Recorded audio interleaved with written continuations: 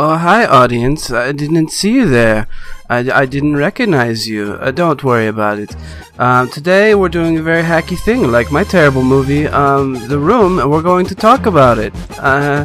In a podcast, it's called, Why Don't We Talk About the Movies We Want to Talk About, with Tommy Wiseau, I guess.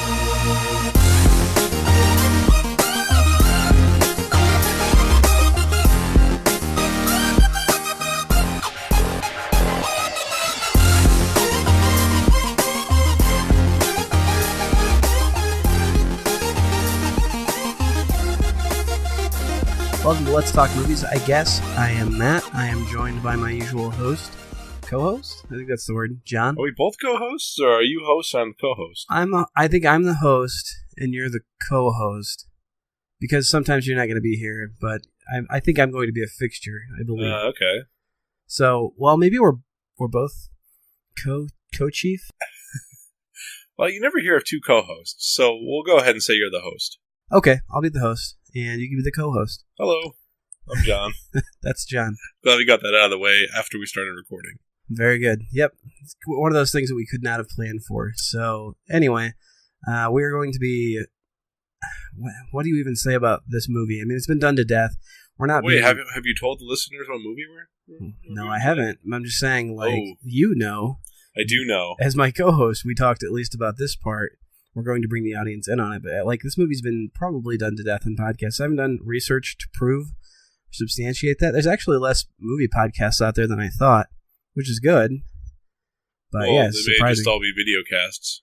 Oh, it could be too. Yeah, or Riff Tracks wannabes, that sort of thing. No. It's a lot of work. Riff Tracks actually does a riff track of this movie. That's another thing we wanted to mention. They do. And it's fantastic. It is very good. It makes this movie bearable.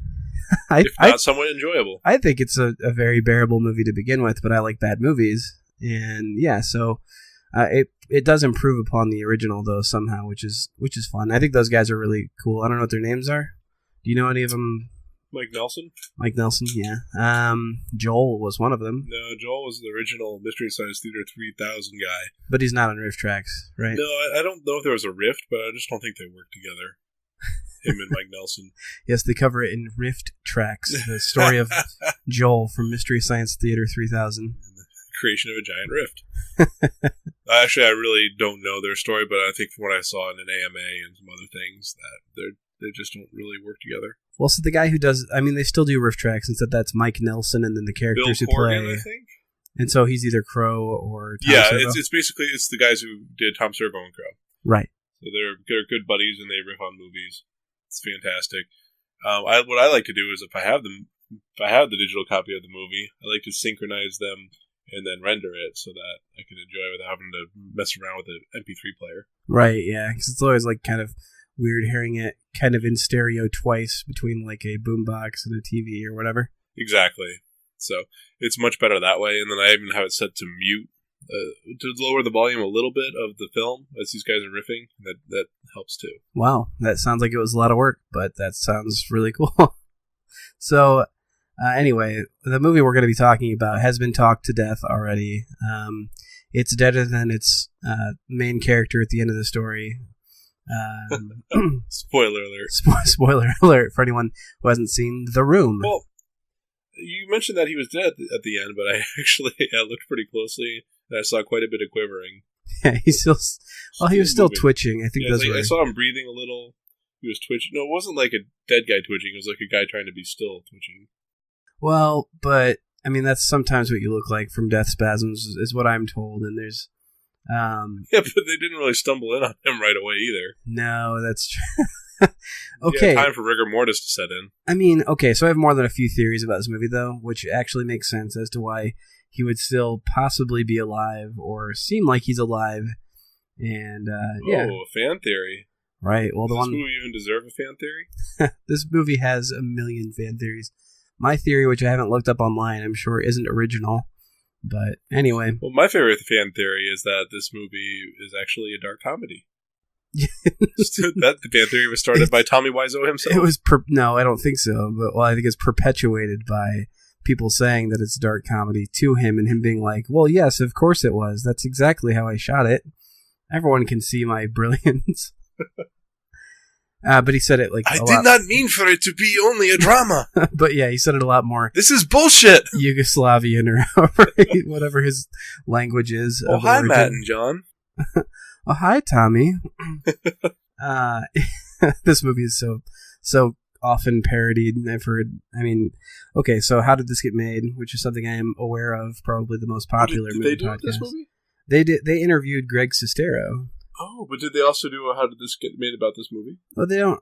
You know, that show's called How Did This Get Made? And I don't feel like they actually go into the nuts and bolts of anything. Well, each week, though, or each episode is a different movie. Right, but they mostly just make fun of it. Well, yeah, did they do an episode where they talk about this movie? Yes. Awesome, I'm going to listen to that. Yeah, it's a good listen. Actually, I'm going to stop right now and listen to it. Yes, please go to this other podcast and listen right now. No, but they had Greg Sestero, who plays Mark, in the movie. They had him on the show, and he kind of pulled back the curtain a little bit on some of the production and kind of revealed some things about the movie that I thought were interesting. Well, then you say pull back the curtain, but that's kind of like a theater term, figurative statement, because I don't even think they had a curtain. Well, if they had a curtain, it was in the roof scene, like the roof scene. And it was green. Yes, for whatever reason. So that entire set was built in a park to reflect looking like a rooftop instead of shooting on a rooftop. Which they had available to them. Which is why it's confusing. So, I don't know. So you wanted the genuine appearance of 2003's chroma key. I guess. Well, yeah, as George Lucas was perpetually renovating. What's the word I'm looking for here, John? Reinventing. There we go. Oh, there we go. Right, as he was reinventing the blue screen, as it were. Then yes, I think Tommy Wiseau was trying to follow in his footsteps. Well, I think if more anything, he was trying to somehow substantiate the fact that he supposedly spent $6 million on this movie. And that's the root of my fan theory. Yeah. Well, we'll get into it, hopefully. We did a... John and I both watched this, not together, but we both watched it. And as we're watching it, we had kind of some questions.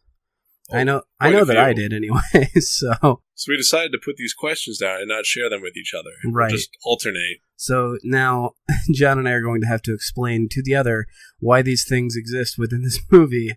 And yeah, I've never seen his questions before. He hasn't seen my list of questions. And some of these are actually subjective questions. Like, what do you think was the best or the worst? Or yeah, I mean, some of mine are like that. Some of mine are like that, I guess.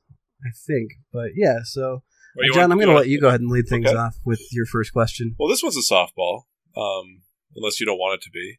But my question was, what do you think the most one-dimensional character of the movie was? Oh, wow. And you have to pick one. I'm going to say Lisa's mom. I think she's my favorite character. I think she is completely one-dimensional. Because it sounds like she's just reading off a script. Well, that's taped to the camera. For one thing, but also, like, every scene is about her and her problems. And, either her and her problems or Lisa's problems. So I guess she has more duality to her character than I realized. But every time she comes in, it's going to be her complaining about something. Oh, she does have a third facet, too, which is she talks about how amazing Johnny is all the time. Yeah, so, like, why doesn't she just marry him? Yeah, exactly. Like, if someone needs to marry Johnny, she's probably closer to his age range anyway, in terms of, like, appropriate dating age. We both know they're both of them are pretty far from Lisa as far as age goes. Hard to say. No one really knows what Tommy Wiseau's age is. I couldn't find it particularly. My guess was at least 40. Yeah, I would say he's nearing 50 at the timing of this movie, which is back in 2003, mind you. So... Okay. We're coming up on 13 years this year of this movie having come out. So whatever age he is, plus 13 onto the end of that. So what's your question? Your first question. My first question, why are Johnny and Greg best friends? That's a good question, because they seem quite different. Right. Obviously, they didn't grow up together. Yeah, in my mind, Greg's a pretty normal dude. He is. He has some sort of construction job, I think, and Tommy's a banker. So maybe my wild guess would be Tommy helped Greg finance his home. And, well, of course, you don't know if he has a home, because you only see one home in the movie. Correct. And from what I've been told outside of like what's told in the movie, Greg is around all the time also because he also lives in that same apartment complex. I thought you were going to say he also lives in that apartment. Well, I mean, for all we know. I mean, he does his monkey business in there, and he eats in there. He dances in there. Yeah, I guess that's right. Greg comes over at one point because they only have one bed set, right? Yeah, I guess there's a loft upstairs. Oh wow! So the real treachery of this movie is the fact that Greg uses their bedroom, right? Yes, without Tommy present. Well, yeah, it'd be pretty awkward if he was there, I guess. One logistical thing. It was already awkward enough to begin with, but it'd be more awkward if Tommy was there. How'd they get that bed upstairs? Because there's only a spiral staircase. Ooh, that's a good question. Tommy seems to have his shit together pretty well, so maybe he just took the roof off and dropped it in. I think he had someone build it for him up there. Yeah, with the mattress, though. Oh, that's a good question. And there's probably a balcony and they rented a crane. I don't know if you've ever walked on a spiral staircase. They don't wobble. They're made out of welded steel or cast iron or steel. I have. I've walked up a couple spiral staircases in my That one wobbled. If you watch it, there's a pole that goes to the top, but it doesn't really mount to the ceiling. It just sits there and the thing wobbles. Oh, wow, that's weird. Yeah, I mean, they're all very, very well grounded. I think I've had less concern about walking up a spiral staircase than others in my life. Yeah, because it's all just welded metal. It's welded steel or iron. So right, exactly. I think it's wrought iron. Very solid construction. Yeah. And they don't look that much, but they're very solid. I think either they must live in the same apartment or something like you're saying where... Well, they share a love of football. We know that. That's true. They do share a love of... Everyone in this movie shares a love American football. It must be like Czechoslovakian football or whatever that is where you sit in a room and in whichever country of origin Tommy Wiseau is from, wherein you only throw a football a maximum of 5 feet from the person you're standing next to. I saw one of these games on ESPN 8, the Ocho. It was a bunch of guys in tuxedos. Yes. They just stood against each other inside of a brick room, and they just kind of underhanded the ball to each other. But is it hot potato, and after when the music stops playing, someone's out, or... I don't know. That's a good question. And then when he's out, they push him either into some garbage cans or just onto the asphalt. That's not a funny scene, John. I was really concerned for that character when he fell into that trash can. Okay, so if I have a friend that falls into a trash can, the first thing I do is laugh. And I check to see if he's okay. But either way, I'm not helping him walk home because he just fell into a freaking trash can. Right. It's not like he fell from 2 stories onto a trash can.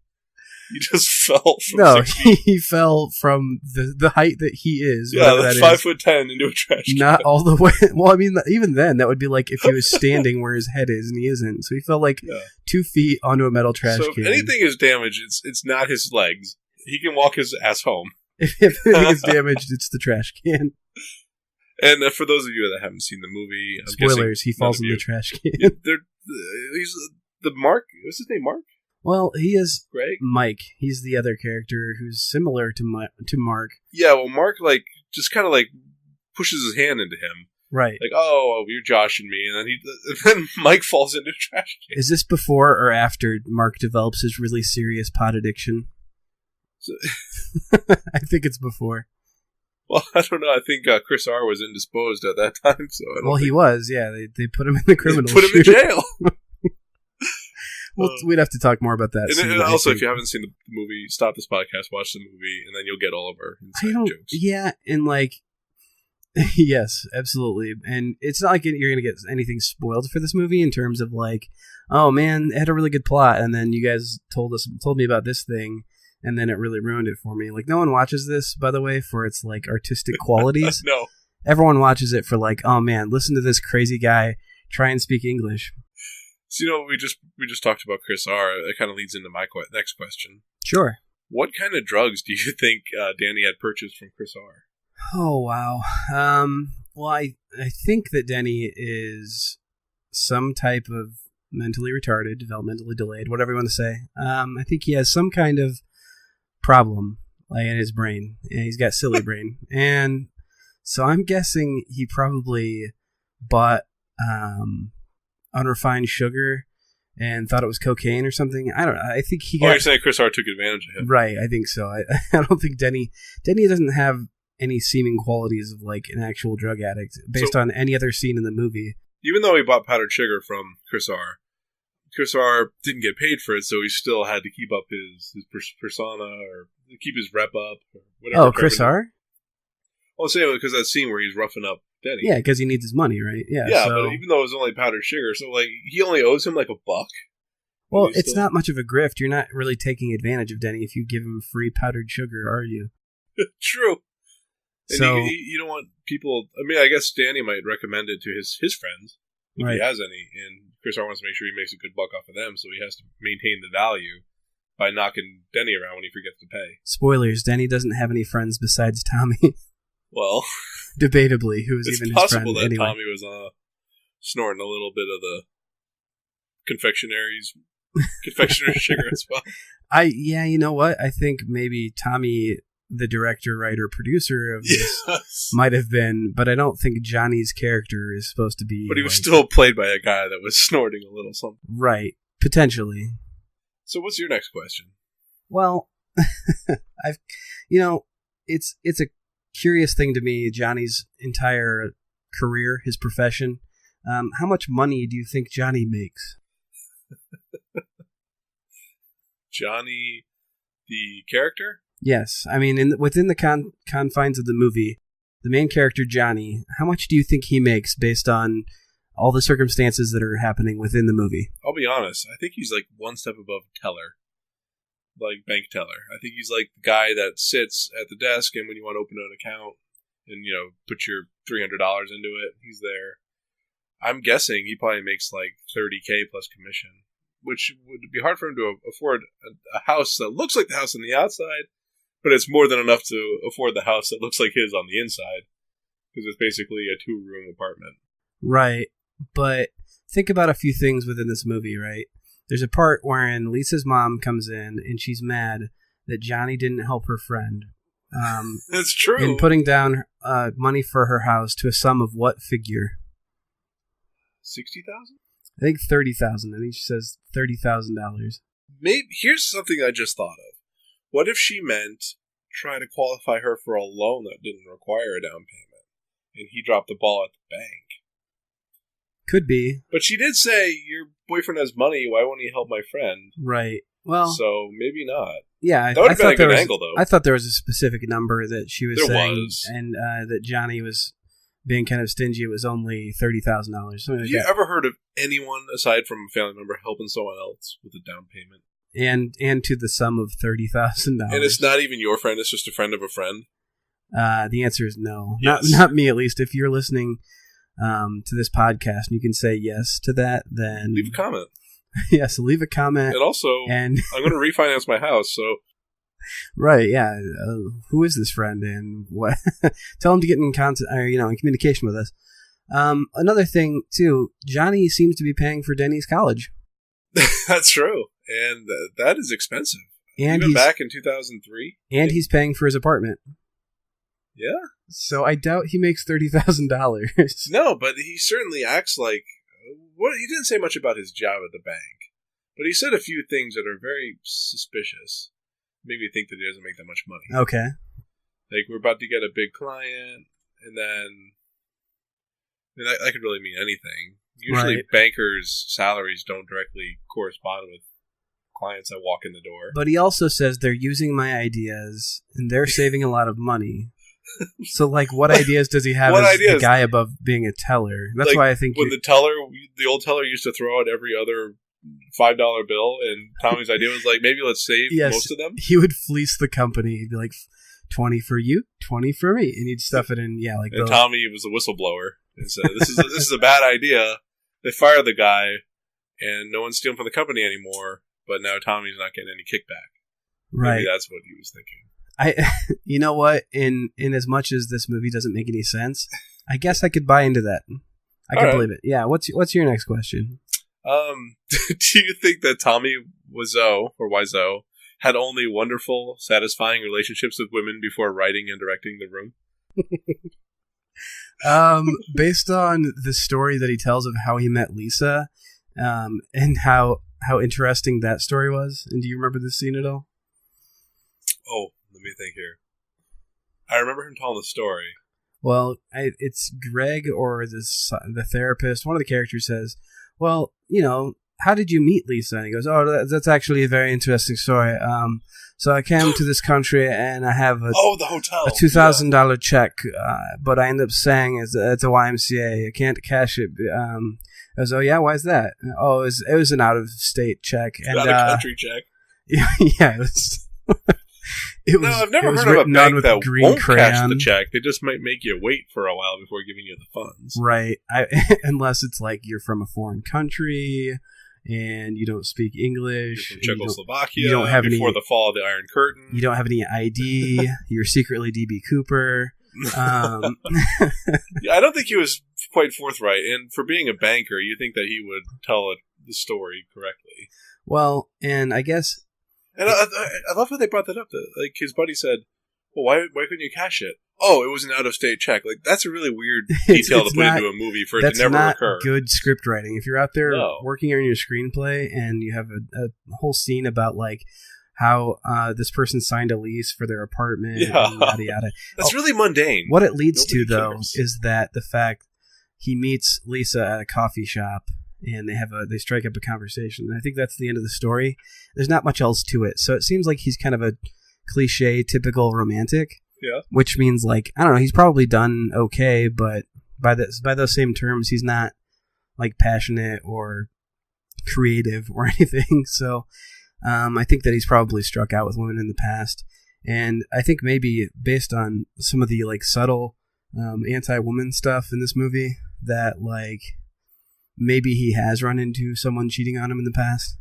You know what? I like to take a step further. I think that he either, smacked his lady around a little bit or was accused of that and is maintaining that he never did it. And that's part of why he made this movie.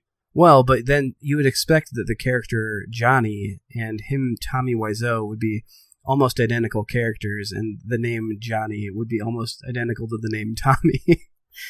But, I mean, I'm being facetious because those things are absolutely facts. Like, Tommy Wiseau looks exactly like Tommy Wiseau in this movie. It has a character whose name is Johnny and doesn't have a last name, so much so that I really call him Tommy when I'm referring to him almost more than I call him Johnny by accident. Like, he's obviously playing an autobiographical character.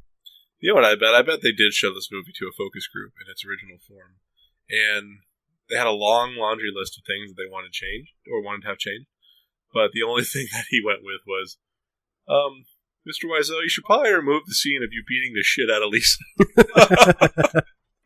So wouldn't that make a lot more sense, though? You think an actual scene exists wherein Tommy did actually hit her? Absolutely. And then he's in denial. I did not hit her.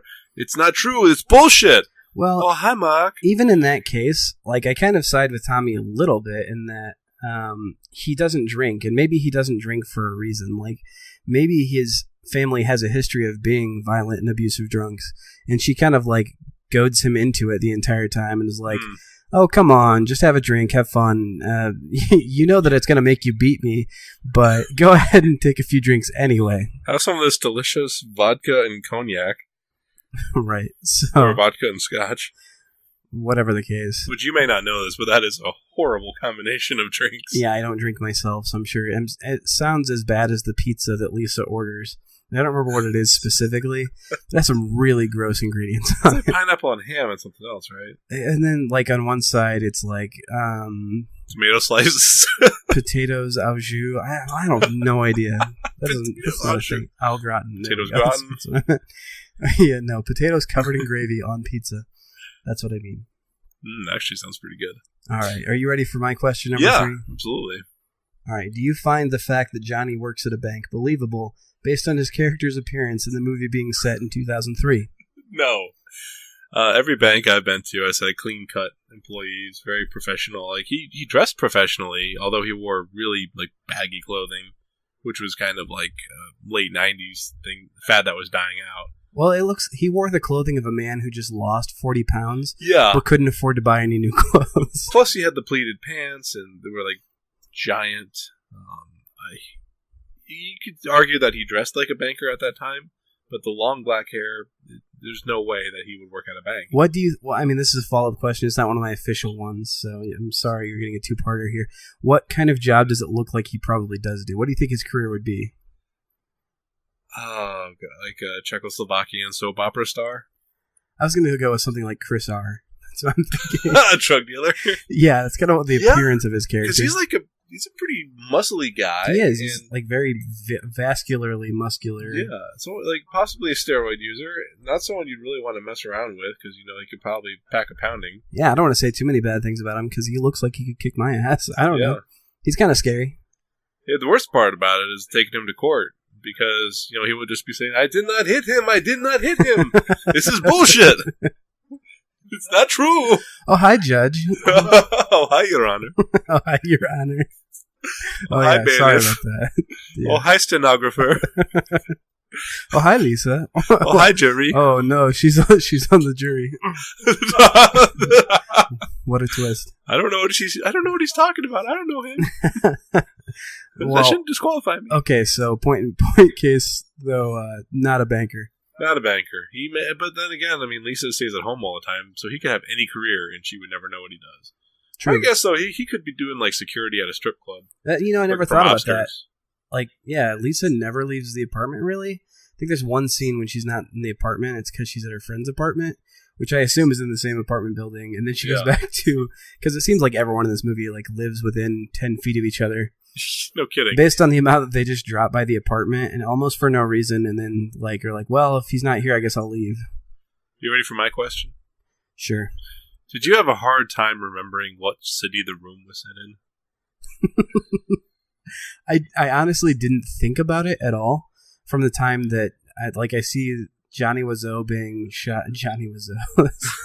Johnny. This portmanteau. Johnny being shot in the opening scenes riding a trolley. I otherwise don't really think that much about it, but there's so much B footage of like the Golden Gate Bridge. And there's so much B-reel of the same shot of the Golden Gate Bridge, and then one time you go the other way, you go left to right, then right to left.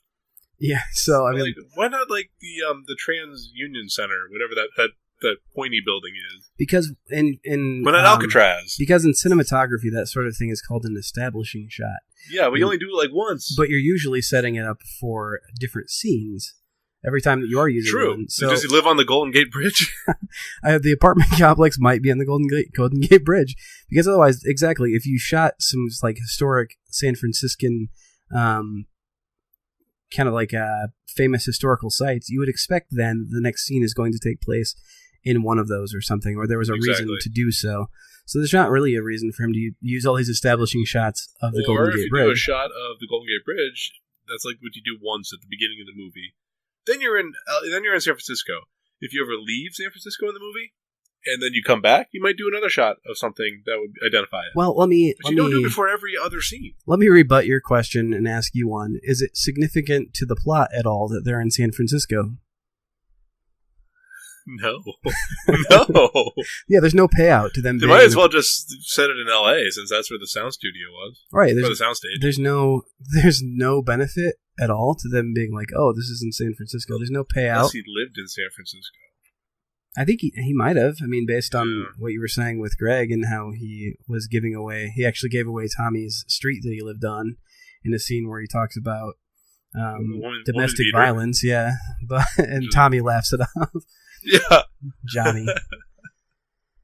Yeah, right. So I mean, there's not really any payout to the fact that they're in San Francisco, though. No. All right, are you ready for? 90% of the movie they're not in San Francisco too. Well, who knows? Yeah, they're on a soundstage in L.A. Right. But that's my point, though. It's a movie called The Room, and they're in two different rooms of an apartment. So you could have shot this literally anywhere. The establishing shots do nothing for this movie. All right. What was your question? Number 4. Do you find Lisa to be either sexy or beautiful? There was a point, like maybe the first 5 minutes of the movie, I think, well, okay. And then she like started opening her mouth, and then right. Does it help that she had like less than 10 lines before she took her shirt off? That helps me not realize that she is not sexy nor beautiful, but that didn't help me realize that she isn't. And then I learned quite quickly that first of all, she's dating a guy like Johnny, not faithfully. Second of all, she's a horrible person, just completely terrible. Doesn't care about her mother's sickness. Doesn't care about her boyfriend, husband to be, whatever. Doesn't really care about anyone but herself. So I do not find her sexy nor beautiful. So you referred me to a YouTube poop of this, and I've seen it myself before. But the funniest thing that I think, Lisa maybe has the funniest line in the entire movie, which is when Chris R comes and she's like giving him crap about taking drugs. She's like, "What kind of drugs do you take?" But then she also says, "What kind of money?" What is that? Like, what does that mean? American dollars? Well, I guess you could say, well, what amount of money, or how much money would be like better question. Like, how much money? People say that sometimes. Yeah. Like, I owe some money to my drug lord. Well, and then what kind of money? A couple $100,000. Maybe if it's like a West Coast thing, because we're obviously not. We're in one of the flyover states. We're not East or West Coast. But yeah, I mean, here we would definitely say, how much money? Yeah. Right. So to me, at least, the line is, what kind of money? Debt? Or maybe. Something. I don't know. What kind of money, though? Sounds a little funny to me. Yeah, is it yen? Is it euro?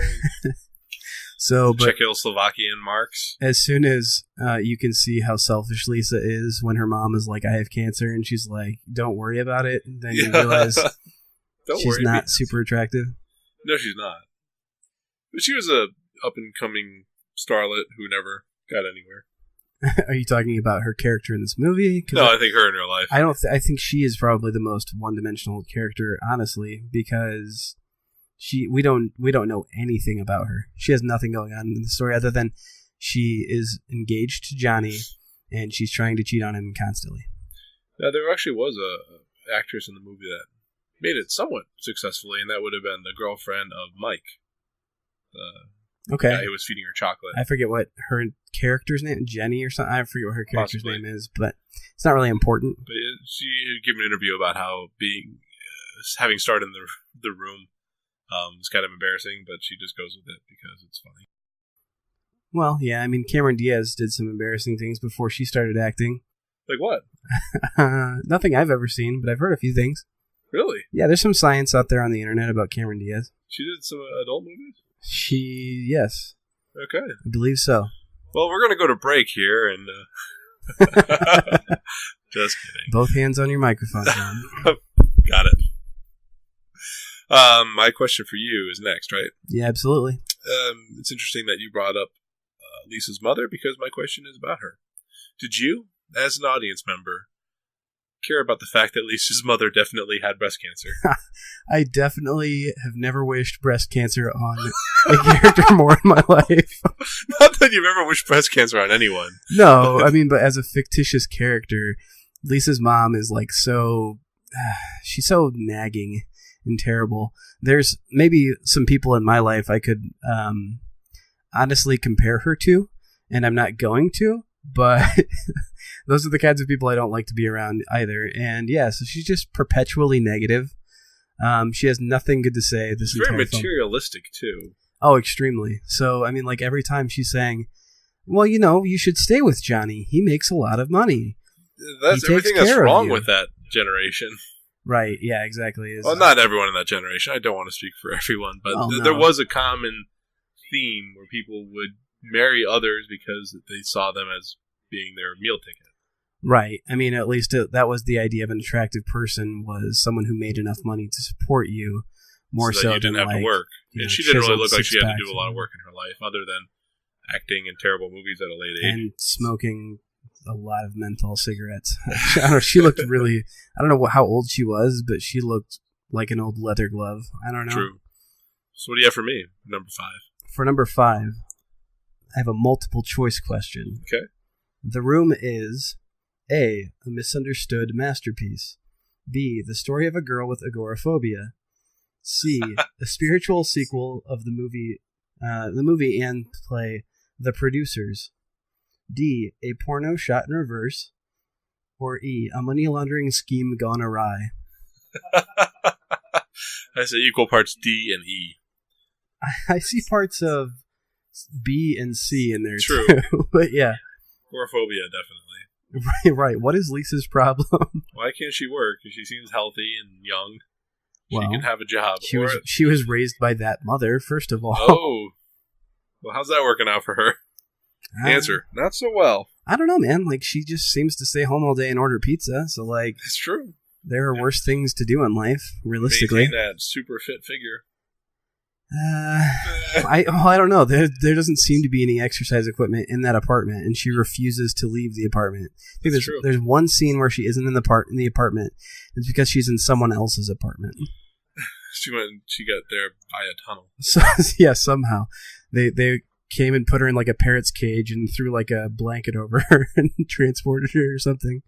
But yeah, I don't know. So, but parts D and E, you said. So, a porno shot in reverse. So explain why you feel like that's a viable answer. Well, I think it's a viable answer because... I guess take out the part where Johnny shoots himself in the mouth. Okay, or it could be... Yeah, let's take that part out. But it seems like it's a lot of build-up if you look at it in reverse, because the movie starts out with one sex scene followed by another one 20 minutes later, and they're both pretty explicit. So it seems like if you put it in reverse, you would have a lot of drama. I think even the third one with Greg happens within like the first 30 minutes. Yeah. Okay, this is like a softcore porn, like an HBO After Dark in reverse. Yeah. Or, yeah, in regular sequence, if you put this movie in reverse. But yeah, there's a lot of really terrible acting. Quote-unquote attractive people. But, like, obviously, like, B-list softcore porn stars. Right. And really awkward, like, thrusting. Well, there's a scarcity of acting talent for certain. There is a very poorly crafted script with a lot of plot holes, I think. Yes. A lot of unanswered questions that no one cares about addressing.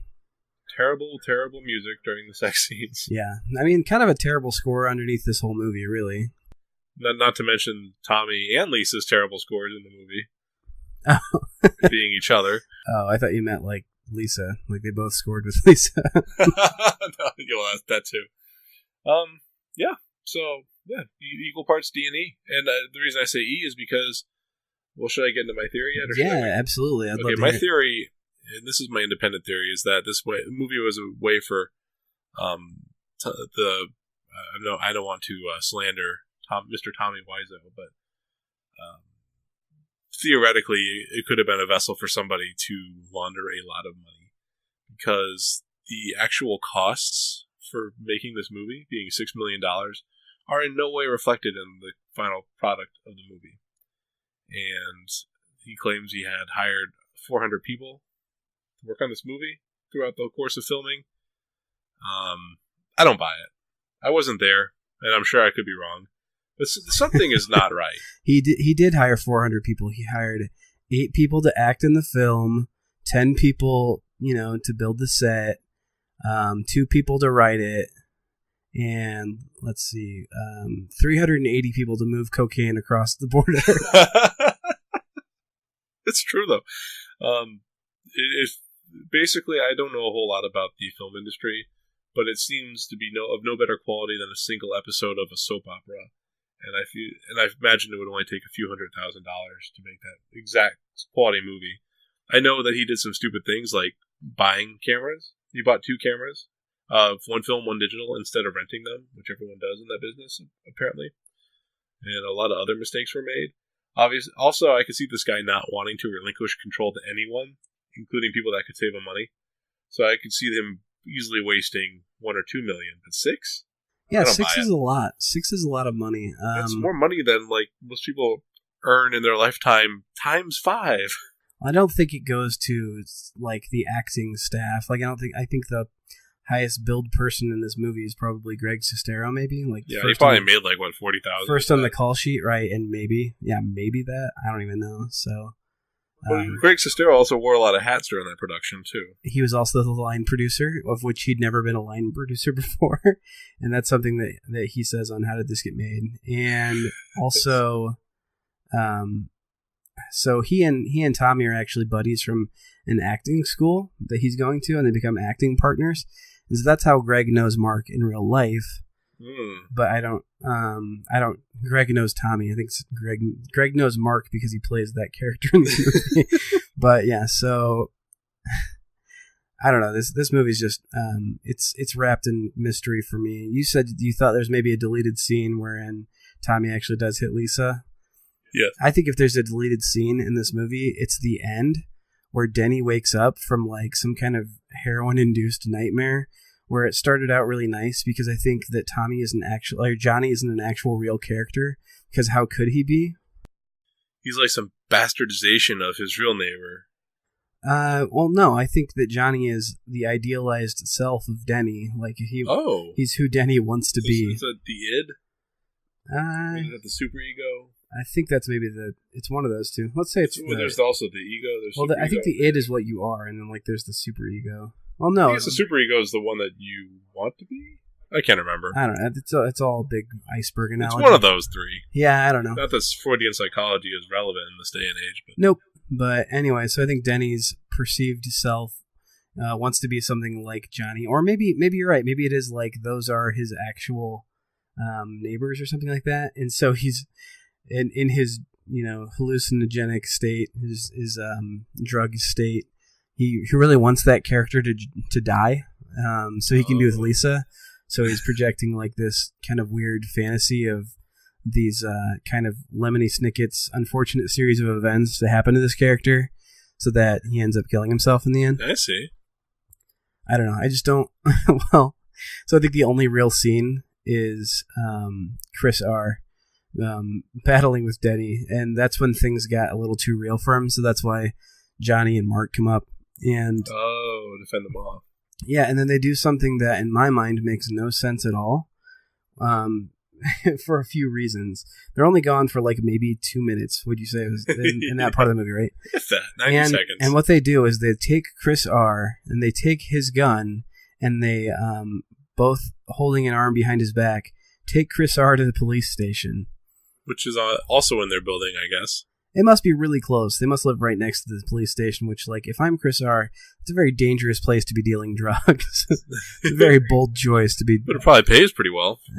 Yeah. When your customers actually pay you. True. Yeah. I mean, Denny couldn't pay him, apparently, or whatever kind of money he owed him. American. Maybe he owns what kind of money? German francs. I don't know. But then also, like, what would happen? So let's say someone comes into the podcast studio right now, right? And starts assaulting you, just starts punching you in the face, right? So then I come to your rescue, and we both, subdue this guy and then walk him down to the police station. What happens then? Well, when we get to the police station? Yeah. Gosh, we have to wait, probably. Then someone has to come, and the desk sergeant might cuff him. But then we have to, like, tell them what happened, and we both have to make sure our stories line up, because they're not going to take just two guys' random opinion unless there's some sort of evidence. Right. So they would probably want to bring Danny in, too, and ask for what happened, and then they would probably want to bring in Dennis? Lisa. Yeah. And bring in Lisa, and bring in her mom. You just don't drop someone off, like, I don't know, like at the book depository at a library. Right, yeah, I don't think you can, well, that's certainly not the criminal you log into your criminal account later to see if they got checked in. Yeah, exactly. So you go home and check citizensarrest.com or whatever. Yeah, you're gonna be there for a few hours. Even and then that's if they even decide to be like, oh, okay, press charges. Yeah, I guess we totally believe your story about how he was selling drugs that he doesn't appear to have on them. Yeah, and that he was waving this gun around, which you guys had in your possession by the time you got here, not him. So well, I guess as a district attorney might need to get involved as well, or like an associate district attorney to maybe see if any charges could be pressed, because they'd be violating this guy's rights if they held him without him actually committing. Well, here's one thing I know for sure. So Mark definitely has a cell phone, because they call Mark like 3 or 4 times in this movie. And the YouTube poop, she called him like 5 or 6 times. The best line, in my opinion, in the entire movie is right after. What is it? I don't remember when it happened specifically. So like they're all hanging out as a group, and then the next scene is Lisa calling Mark, and he goes, and she's all like, "Oh, Mark, I miss you. I haven't seen you." And he's like, "What the hell are you talking about? I just saw you." He says it like she's the most annoying person to him in the entire world, which by this point maybe she is. So. That's maybe my favorite line. There's a great The Room storyboard out there for anyone who's, I mean, not storyboard, what am I talking about? Message board? I mean, I'm sure there's 1,000 The Room story or message boards. Soundboard. Oh. Yeah, there's a fantastic The Room soundboard out there. It's one of Mark's sound bits. Is what are you talking about? I just saw you. You'll have to check that out. All right, you had another question for me, I think. Yeah, question number 6. So, how's your sex life? You're just asking casually because it's the kind of thing that friends just ask each other casually? Well, I didn't realize that until I saw the room, but apparently I've been missing out on a lot of juicy details. Yeah, I mean... my buddies. I'm trying to think how Mark answers it within the movie. I think he kind of like answers it a little bit dodgingly. Well, I don't think he goes into any detail, but I think he says he's not getting any here. Oh, that's right. So he's like, I'm just striking out, man. I don't know. I would say my sex life is like my bowel movement habits now because I've been eating a lot more fiber. Yeah, regular. That's all I needed. Actually, that's way more than I ever wanted to know. I know we're very good friends, but that is just not what you ask your buddies. No. Especially when you become like late 20s, early 30s. And especially not in a social, like a public setting of like a small bakery. Well, a small bakery where you just get your coffee and snacks for free. Did you notice that? Hi, what can we get you? Oh, I'll have a hot chocolate. Okay, sit down. We'll bring it to you. And they never pay for it? They never pay for it. Oh. Wow, that's crazy because this movie otherwise definitely goes through that entire process. Like when he goes to the flower shop. Remember that scene where he's like, I'll take a dozen red roses. First of all, I thought he said 1,000 because of his beautiful accent. I'll take 10,000 red roses. Hi, Johnny. I didn't know it was you. I didn't know it was you. Did you see this Frankenstein-looking man with long black hair and Oakley's, thick Eastern European accent? But because he's wearing a pair of Oakley sunglasses or generic Oakleys, like, oh, I couldn't see you behind those, even though you're wearing your usual complete floor-length trench coat and 2-foot Trent Reznor hair. Think about it. He could have used... Anyone could use a movie as a way to lose money, so to speak. You could buy a bunch of props that never make it to the set, but you put them in your house. They'd be furniture. I think that's the entire idea of The Producers. Have you ever seen The Producers? I have not. Is that what it is? They milk a movie budget to... So it's the screenwriter who keeps writing flops. Yeah. Or a playwright who keeps writing all these flops.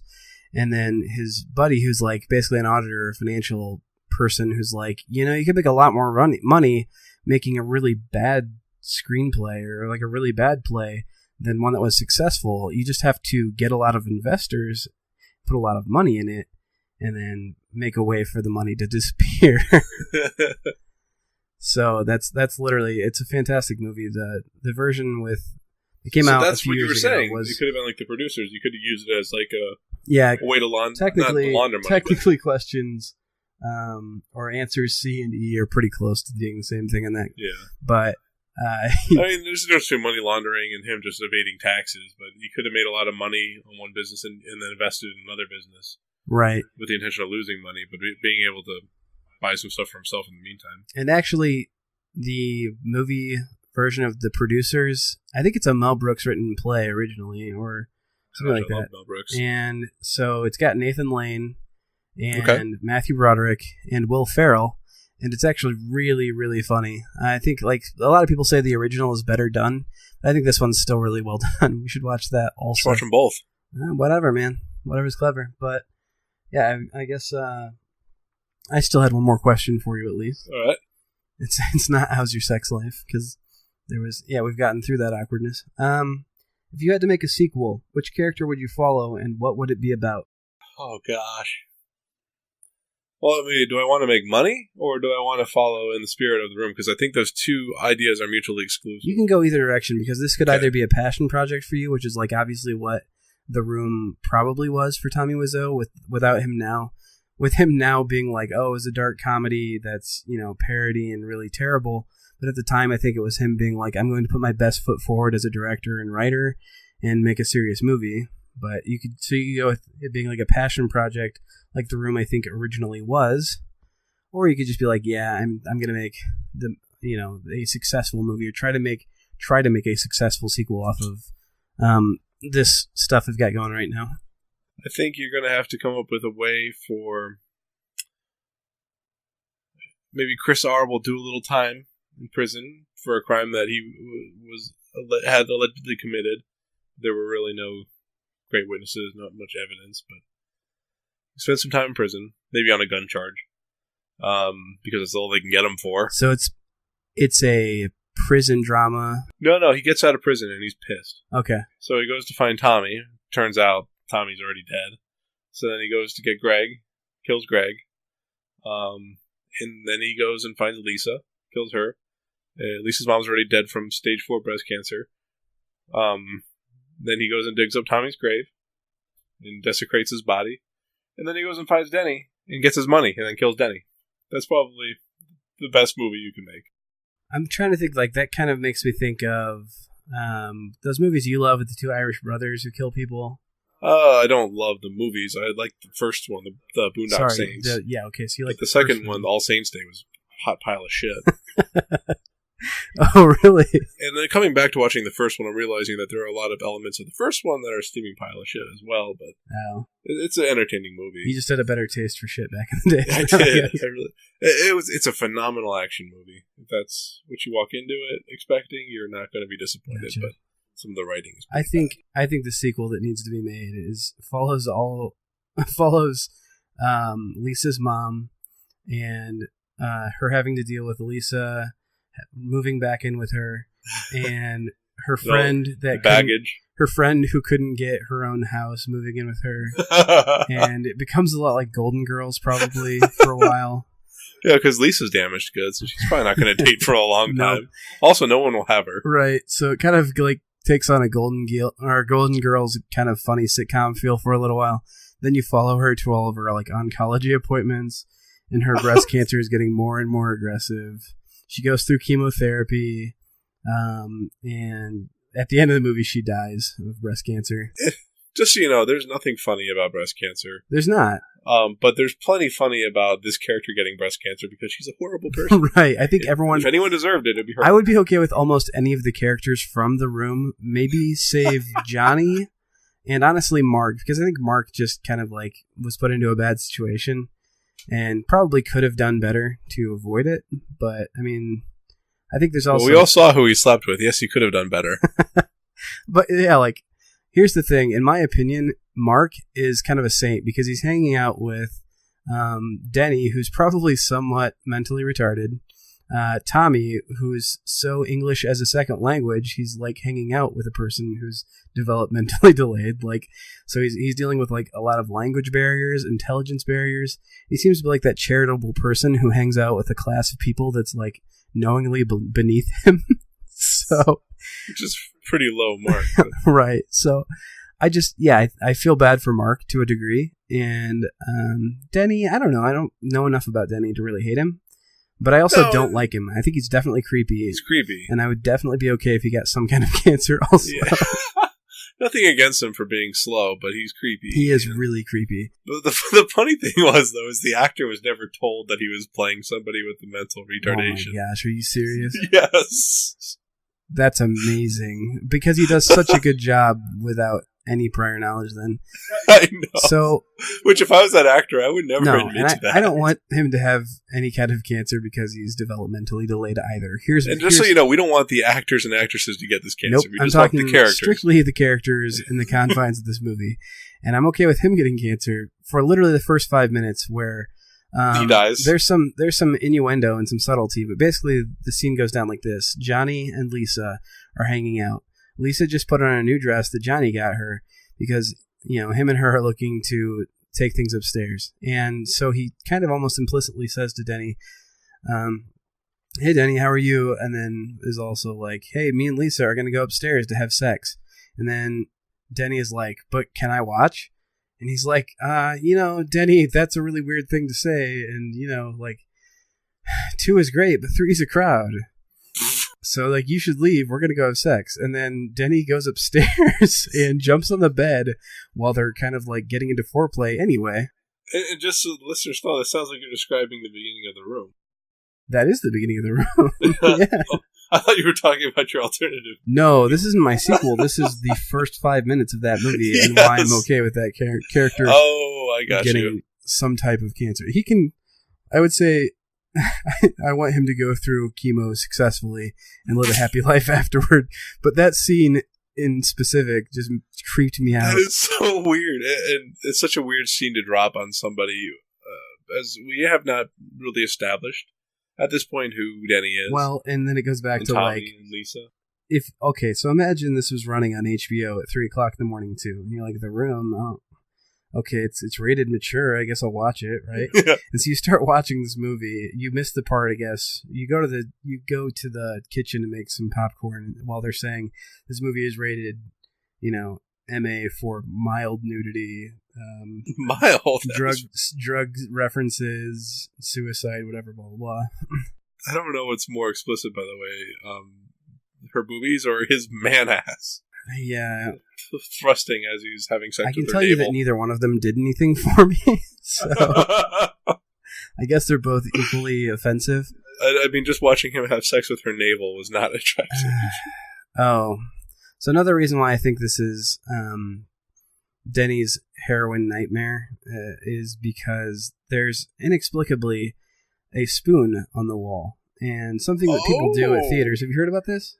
They throw plastic spoons at the screen every time they see what's not a spoon framed on the wall, a picture of a spoon that's framed in the wall.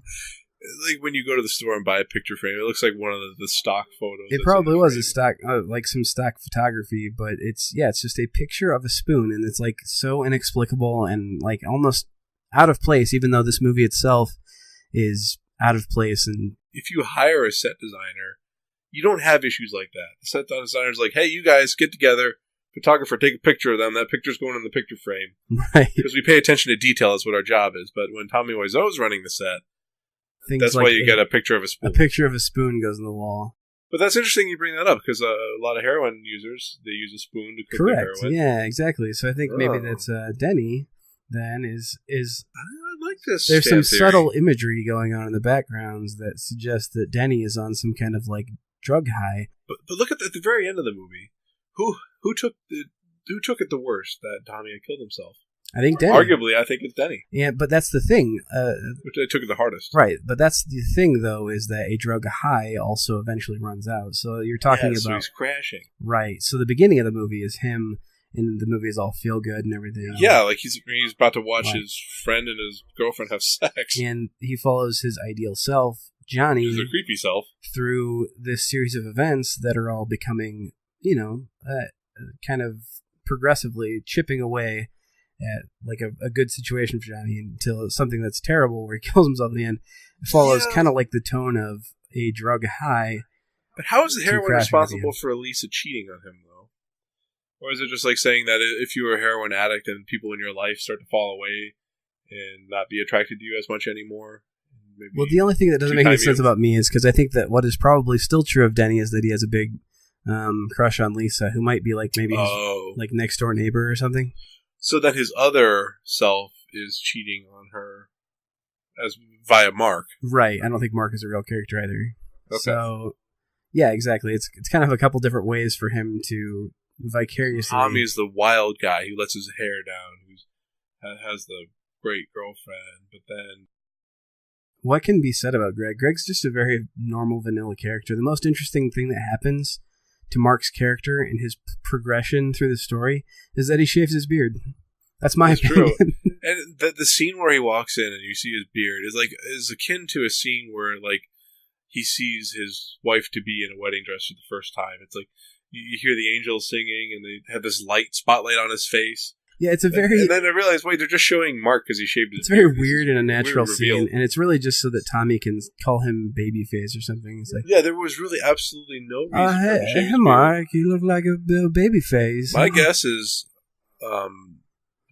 Mark might have needed... Or, what's his name, Kevin? Who? The actor? Greg Sestero. Greg. Maybe Greg had an interview. No, specifically Greg was told to shave.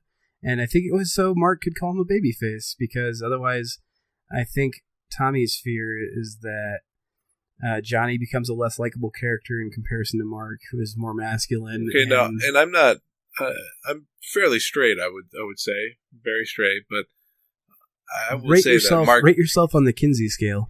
2.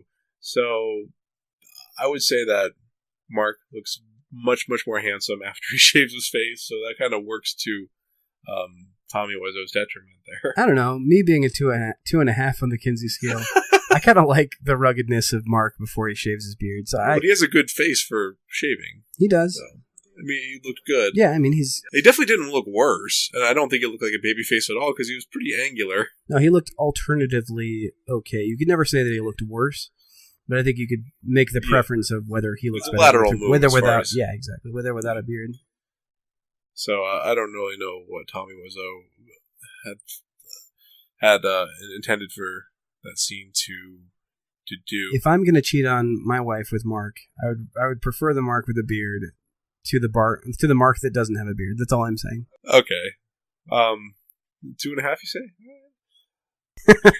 I'm talking about a simple hypothetical, John, and then preference. You know the scale's only 1 to 7. Yeah. Well, no, it's 0 to 7. Okay. Here's something that I noticed, and it's a little off topic from what we were just talking about. But do you notice in movies there's like this trope where everything happens for a reason? Like if somebody sneezes, that means that they're about to get a cold. No one sneezes out of the blue in a movie just because people sneeze. Right. Everything happens for a reason, for the most part. Because the movie is trying to tell you a story. Yes, so they'll use certain cues: a sneeze, a cough, or someone tripping. Right, like, oh, if someone does, if you see them coughing and sneezing a lot, you're like, oh no, this is suddenly Tom Hanks' character from Philadelphia. Yes. Right. Or someone bumps into a wall. Oh, they must be an alcoholic, or they're have very clumsy, or they have vertigo, or they have tardive dyskinesia, or whatever. Something.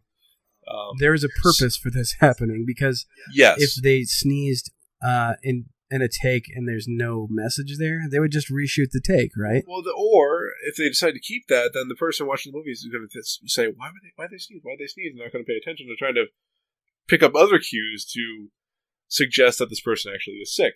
So the reason I bring that up is I used to think that there should be random events in movies to make them seem more like real life.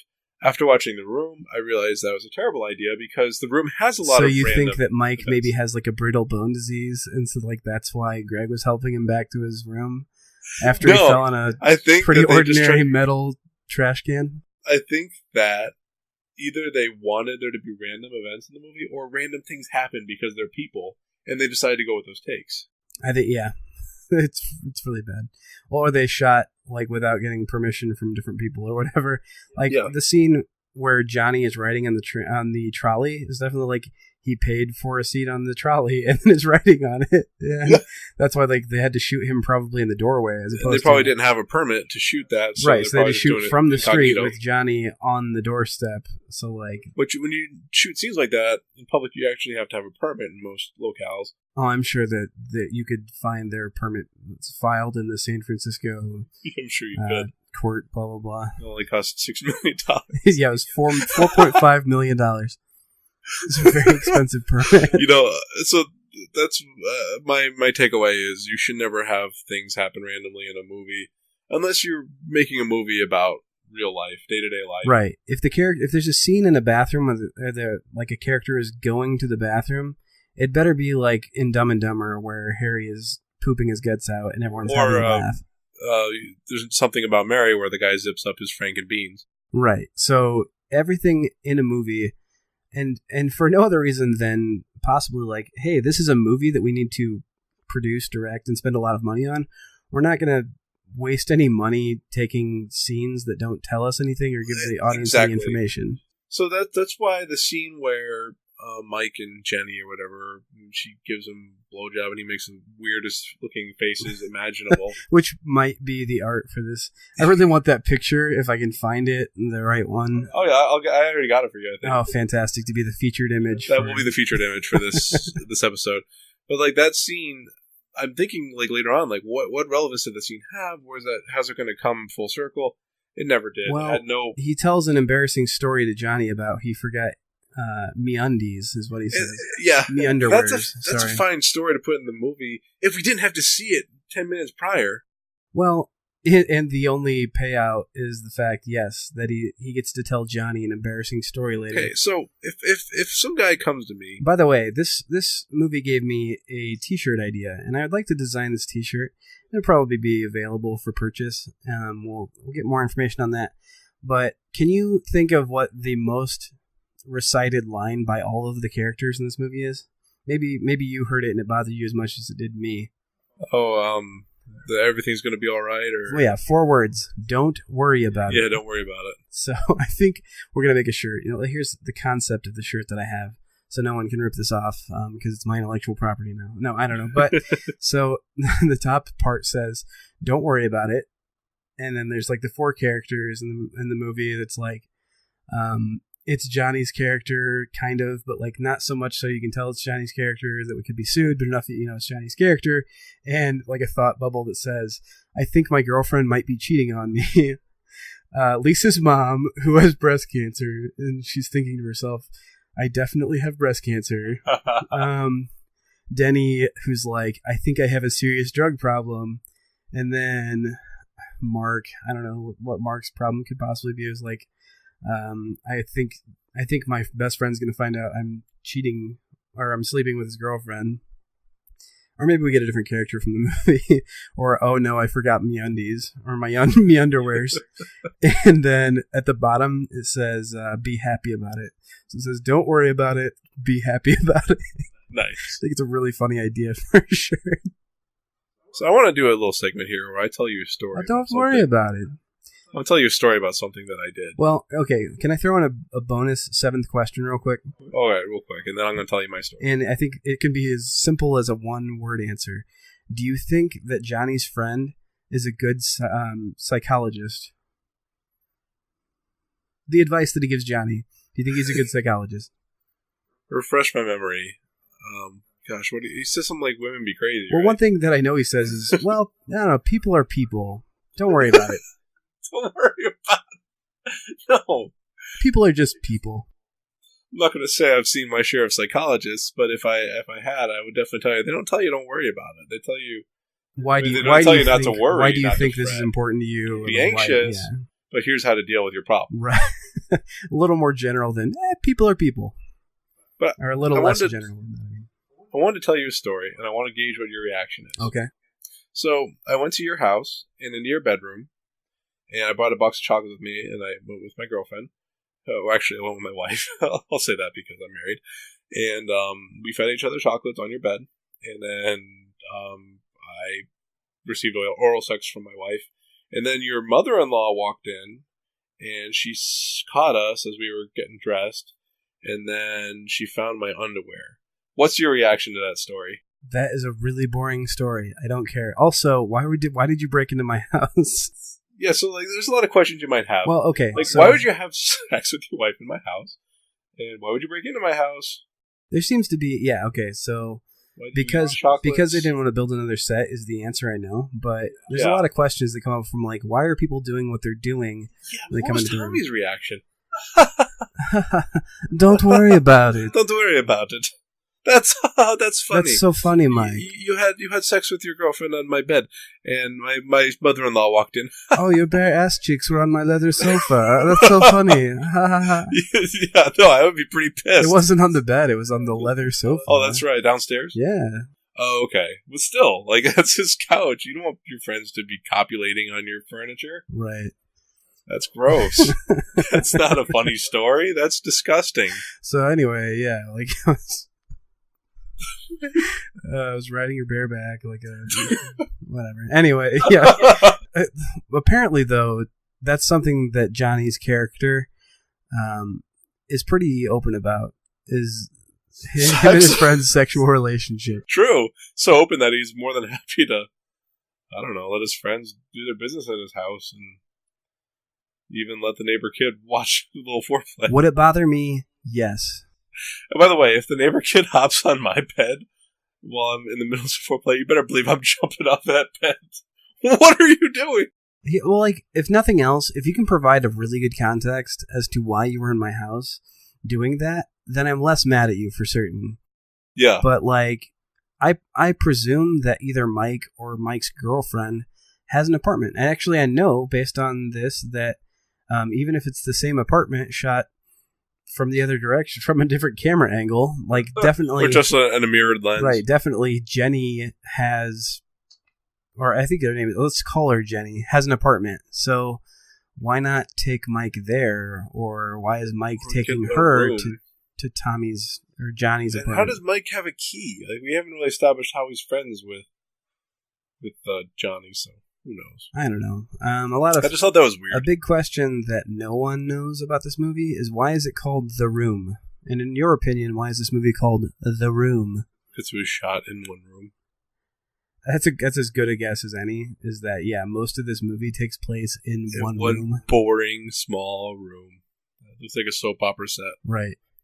Or a soon-to-be retired soap opera set. You should see what Tommy Wiseau says as to why the movie is called The Room later on. Maybe we can leave a link to it on the page. But, yeah, I mean, it's interesting. I couldn't figure out a reason. But I guess if I had to find a reason this movie is called The Room, it's because what else do you call it? Don't worry about it? Bad times in San Francisco? Don't worry, be happy? Oh, I didn't recognize it was you. I did not hit her. I did not hit her would be a good title for this movie. So yeah, I think that's the alternate title is I did not hit her. I did not. It's bullshit. I did not. But that probably didn't fit very well on a marquee. So no, general profanity doesn't work out so well on a marquee. Nah. Or a movie box. Or direct to DVD. In order to bring this together with our other podcast, EnlightenedGamer.com, or Enlightened Gamer, we have a new rating system, which is units of love. And 0 to 100. 0 to 100 or 0 to negative 100. Well, no, we do units of love and then units of hate. Well, I mean, that's the thing. It dips into one of the two. I thought you had to give 2 ratings. Well, I don't think you can. Sure. You know what? You can. I'll allow it. Okay. You have special permissions from me, especially on this episode. Give it how many units of love and how many units of hate? I can't give it 0 units of love because there were parts of the movie that made me laugh, and it made me laugh despite the movie, but nonetheless, it was enjoyable at some point. Just a few points. The terrible acting, the way that Tommy Wiseau takes himself so seriously, but at the same time does a terrible job of taking himself seriously. I would give it about 15 units of love. I would say that my rating of this movie is completely conditional because I think it's a great movie if you're watching it with a group of friends or people who've never seen it before.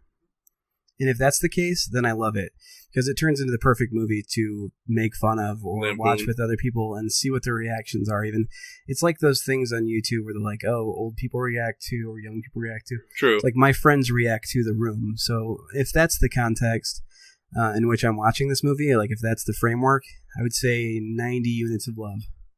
Okay. And alternatively, if it's me watching this movie alone by myself for some reason, negative 90 units of love. So it's, 90 units of hate, I guess. So okay. I guess there you have it. For me, it's a very it's a great movie if in the right setting. One of its biggest proponents, I think, is Paul Rudd. Paul Rudd watches this movie a lot because they still have screenings of it in LA. Oh yeah. And so people dress up as different characters. He and Amy Poehler and a lot of people you can see in Wet Hot American Summer or the Wet Hot American Summer version of the show that's on Netflix now. I forget what it's called. The golf course. First Day of Summer. Is it the Amazon Prime? No. So It's Wet Hot American Summer, First Day of Summer, I think. Oh, okay. And yeah, so a lot of those people, I think, in that group of friends all really enjoy this movie and kind of go to it routinely. But okay. Yeah, it's not the kind of movie you're like, well, if I watched it by myself and I have to give it a review, I think it's a really good movie. No, it's terrible. And I don't really have any desire to watch it again by myself, but I would with friends.